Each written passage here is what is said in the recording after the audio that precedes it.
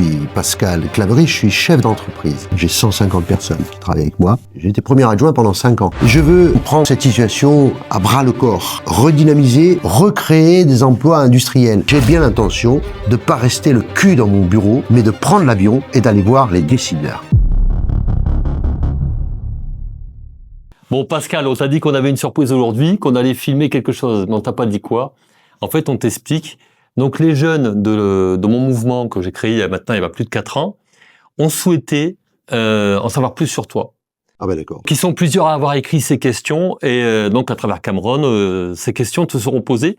Alors on le sait, tu vas répondre à tout et il nous tarde. Pascal, merci d'avoir répondu présent à cet appel. Donc je suis Cameron est-ce qu'on peut se tutoyer ou... Ah oui, aucun problème.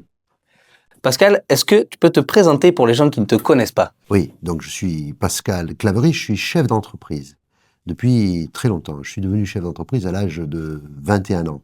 C'est ce qui me définit le mieux. Je suis marié, j'ai 3 fils.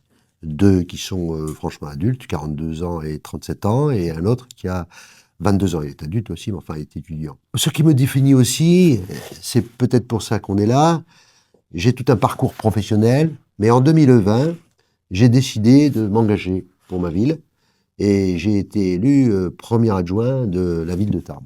Ok, est-ce que tu as toujours été sur Tarbes? Est-ce que tu es un enfant de Tarbes? Alors, je suis né dans les Pyrénées. Je suis né dans les Pyrénées d'une mère qui est venue d'Espagne, qui a fui la guerre d'Espagne, la guerre civile. Elle était dans le camp de Noé, puis ensuite... comment dirais-je, elle est rentrée à l'école, elle avait 8 ans, elle a passé le baccalauréat. Elle s'est mariée avec mon père, qui était un petit commerçant dans les Pyrénées. Et comme elle a été institutrice, elle est d'abord partie en région parisienne. Je suis né, moi, dans les Pyrénées. En réalité, mes parents ont vécu assez longtemps en région parisienne. Je suis revenu ici, dans les Pyrénées, j'étais à peine adolescent. Voilà. D'accord. Tu as un parcours qui est très inspirant pour certains, au niveau professionnel. On peut dire que, d'après ce que tu nous as expliqué, tu es parti un petit peu de rien. Est-ce que tu peux nous expliquer un petit peu cette success story? Oui, alors, je suis parti de rien, justement, par rapport à des événements familiaux, comme il en arrive à d'autres aussi. Je ne suis pas le seul à avoir connu des difficultés. Ma mère est morte, j'étais adolescent.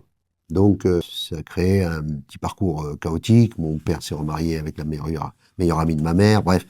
J'ai pas eu la possibilité de faire d'études supérieures. C'est comme ça. J'en veux à personne. Donc, j'ai passé un CAP, tapissier décorateur. Ensuite, j'ai été ouvrier. J'ai travaillé pour faire des tentures murales, y compris à l'étranger, etc. Ça me plaisait beaucoup. Je me suis mis à mon compte comme artisan. J'avais 21 ans. Et ensuite, je suis devenu chef d'entreprise. Ça s'est fait au fil de l'eau, avec persévérance. Parfois dans des difficultés parce que j'ai appris mon métier de chef d'entreprise en me confrontant à la réalité. Quelquefois, je suis tombé, je me suis relevé, j'ai fait face à des difficultés, je me suis formé en marchant, en quelque sorte. Et puis, j'ai aggloméré avec moi des équipes parce que il y a un dénominateur commun dans le facteur de la réussite. La réussite, c'est subjectif. On a réussi par rapport à quelqu'un d'autre. Il y a un facteur, un dénominateur commun, c'est d'avoir l'esprit d'équipe. L'esprit qui permet d'unir des gens autour de projets.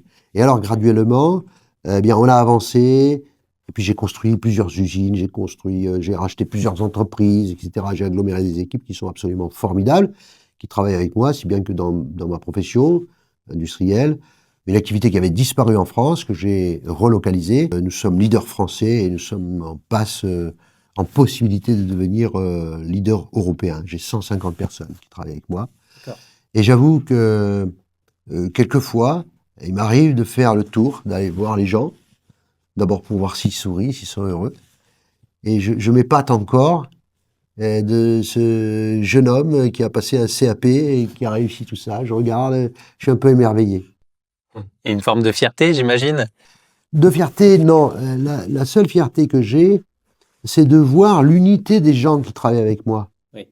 Voilà, l'esprit d'équipe, la capacité de chacun à prendre ses propres responsabilités de manière autonome. Je les regarde en me disant, ils sont épanouis, ils proposent quelque chose de nouveau, j'ai envie de le faire pour leur faire plaisir. Ça oui, j'ai une fierté, c'est d'avoir réussi à former ces équipes unies qui avancent tout en même temps.